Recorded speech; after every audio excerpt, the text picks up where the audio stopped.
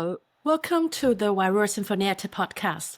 I'm Elizabeth, the founder of Wairua Sinfonietta. Today we're thrilled to be talking with a very special guest, Dr. Anthony Young. At our upcoming concert, we'll be giving the world premiere of Kuaka, written especially for Wairua Sinfonietta by Anthony. What a privilege. Thank you, Anthony. Today we'll hear about the inspiration behind this brand new work, the journey of bringing it to life. First of all, welcome, Anthony. And thank you so much for joining us, Anthony. It's a pleasure. Would you like to tell us something about yourself? Well, yeah, I feel it still feels only relatively new that I've been a doctor. I graduated with a doctorate from Auckland University last year, I think was the capping. So it still feels relatively new. I've been composing now for a while and composed for a range of different ensembles. And I teach as well at schools, mostly teaching composition. And yeah, I do a variety of other music things as well. Yeah, that's a little bit about me. Okay, thank you. So, Anthony, this is the world premiere of your new work, Kuaka, written especially for Wairua Sinfonietta. We feel so honored to be able to receive your gift. Could you tell us about the inspiration behind the piece? Well, the Kuaka is the Maori name for the godwit.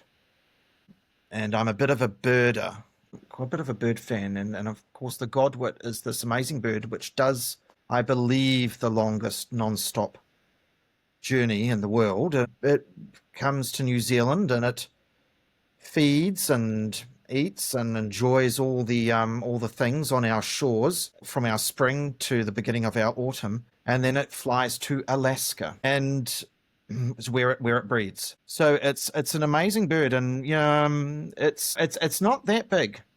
It's probably about the size of a seagull, maybe a red-billed gull, maybe a touch smaller. So, it does this huge journey, and of course it's been doing it for millennia, thousands of them. And so this piece was inspired by that journey. Yeah, this little bird going on this enormous journey. It was also partly inspired as well by a piece called Godwit / Kuaka by Ralph Hoteri. And it was originally a mural for the Auckland airport. And then I think at some point in the renovations, it was removed from Auckland Airport. But for a good long while, it was on at the Auckland Art Gallery, I think until about 2017. And there's a hallway. And when you're at the ground level of the Auckland Art Gallery, and there's this long corridor that's sort of, when you get into the main part, sort of on the right. And it went the whole length of the corridor. And there was something I thought there was, I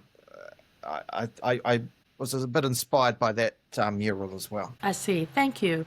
So the title Kuaka is very evocative in a lot of ways. What does it mean, and how does it reflect the ideas within the music?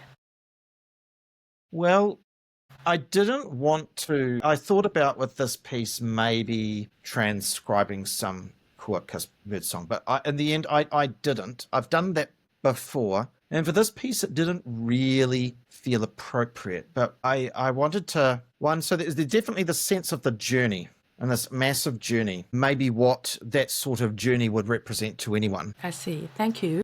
But there's also, I think I was inspired, certainly in the first movement, I think when you see large flocks of birds, you kind of see one shape, but it's also lots of little shapes moving within it.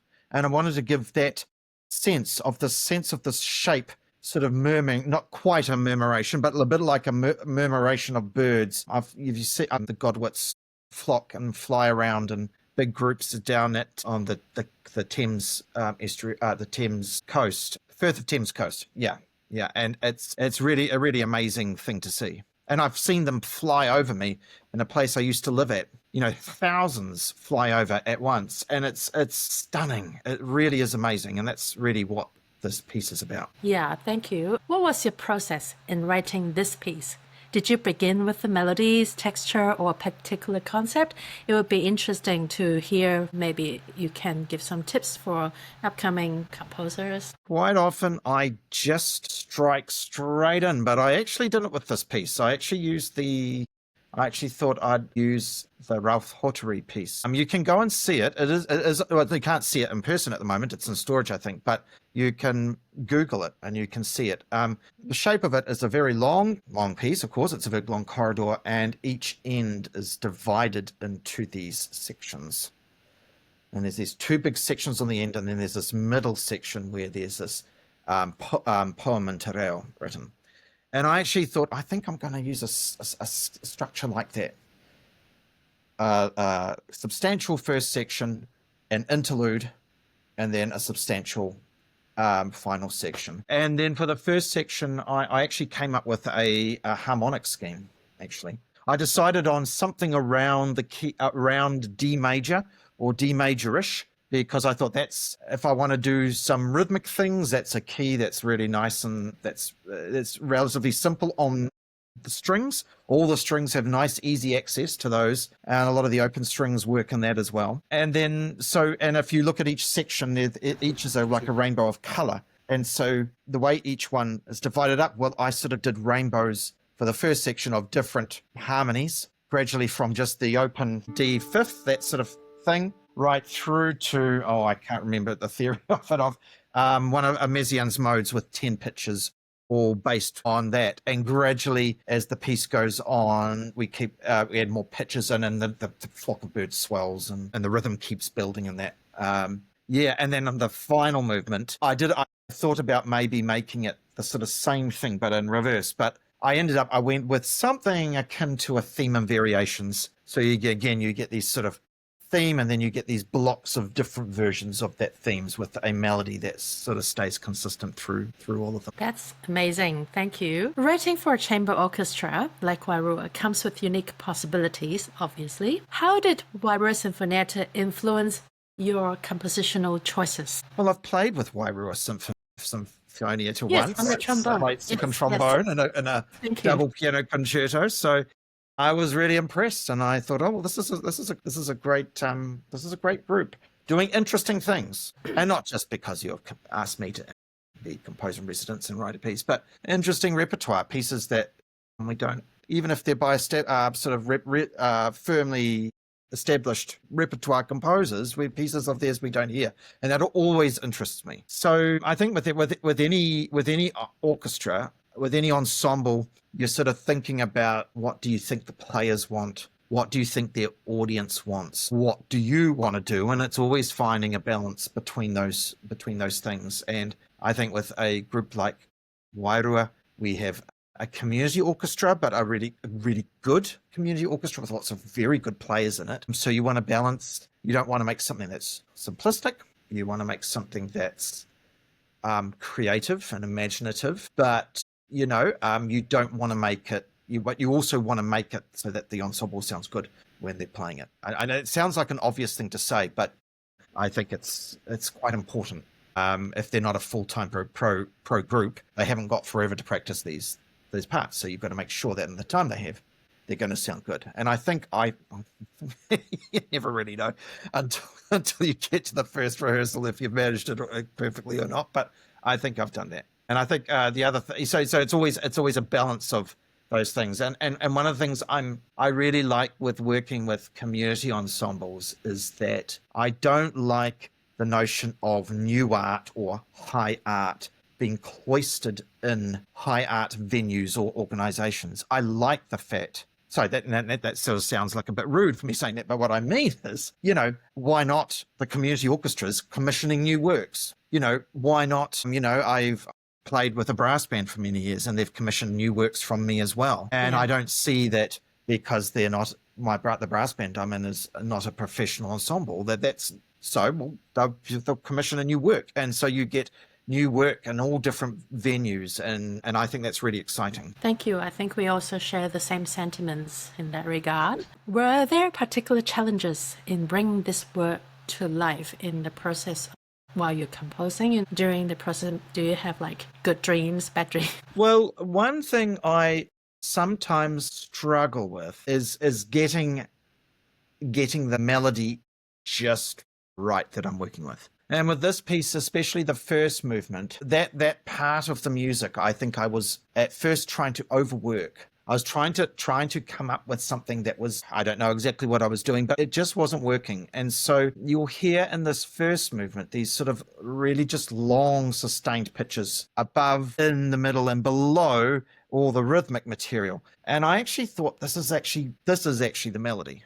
It's not the sort of the tune that you would normally expect, but it is a melody, and it's shaped, and it moves like a melody. And then in the last movement, it was how do I do not too much and it feels contrived, and not do too little where it's very boring. And so the challenge was finding something in the middle that was simple but not simplistic. Yeah, just right, just the balance. Well, that requires skills. Well, yeah. Yeah. So, what do you hope the audience will feel or take away when they experience the piece for the first time? It's tricky because I don't like audiences to be intimidated by my work, and I don't think they are. At the same time, I want them to hear something that's at least a little bit different from maybe anything else they've heard. I think coming back to that notion of a journey, that going to a place, it's something I've recently read Philip Glass's memoir, Words Without Music. And he talked about composing as finding, you find a place. The music, it finds a place. And I think that's something I always try to do for the audience, be it myself or the public. I hope to take them to a place with the music. Yeah. So I guess there are the things that I'm imagining with this piece. I guess the thing I would say don't expect, I think, is something that is too literally like a big flock of birds flapping and flying everywhere. It's not that.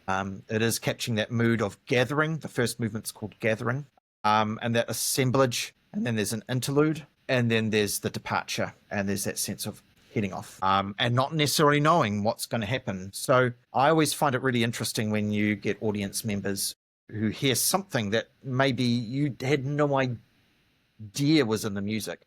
And that's always the best reaction. So if someone hears something else in there, I think I'd be very pleased. Yeah, me too. I'm looking forward to it. And bringing your piece to the integrity of your intent as well. So we'll try our best. Oh, yeah. As a composer, how does it feel to hear your music brought to life in the premiere performance? It's both very exciting, and it's also a little bit unnerving. I'm very often, when I'm working with a group for a premiere performance, I know often the performers are very, very keen to make sure, oh, God, he's standing right there. We've got to hope we play it right. And actually, they probably don't realize that I'm thinking, I shouldn't have done that. Oh, I should have done it that differently. I should have done that differently. It's not because I might hear a mistake or the anything. So I'm just thinking, did I do the right thing? And often that can be something that sort of makes it a bit unnerving. But then the actual performance, is great. It's done. It's completed. Again, in a way, I know my job's probably done technically in the last note I give in a rehearsal, but it doesn't feel like the whole piece is complete until the last note's finished and it's done. And then we can say, right, now the piece is complete. I'll bear that in mind. Finally, what's next on your creative horizon? Are there any other projects or ideas you're excited about in store? Yeah, I've actually got a few things that have been on the shelf for a few years that I've been meaning to get to. And what with completing the doctorate, they sort of all got put to one side. Yeah. And they're quite different. A few years ago, I was commissioned to do an orchestration of Lilburn's 9 short pieces for piano. The APO performed about half of them, I think. But on reflection, I wasn't really happy with the job I'd done. I think that they were overcomplicated, to put it bluntly, and I've been going through revising those pieces. So I've done half of them, and I've got the other half to go. And I've also been wanting to write some piano music. You can see there's an instrument here, and it's one of those things. You take stock and you think, gosh, I'm not a great pianist, but I should have a few more piano pieces under my belt than I do. I'd like to get into writing a bit more piano music. So here we go, fellow pianists around the world and Yes. with New Zealand. Something's upcoming. Look out for Anthony's work. Anthony, thank you so much for sharing your thoughts and taking us inside the creative process of this work, Kuaka. And we can't wait to hear it come to life at the premiere, and I can't wait to dive in with fellow musicians in this journey and bring your piece to life. We'll try our best. I looked at the score there, I can imagine and I can hear the sound, which is very exciting. Oh, that's great. And to our listeners and viewers, join us on Sunday, the 7th of September at 4 p.m. at St. Matthew's in the city, Auckland. Tickets are available now on Humantix, and door sales will also be available on the day. And you can check out our website, our Facebook page, and our Instagram for more details. Follow us, Wairua Sinfonietta. Thank you very much, Anthony. You're welcome. Thank you. See you, everyone. Bye.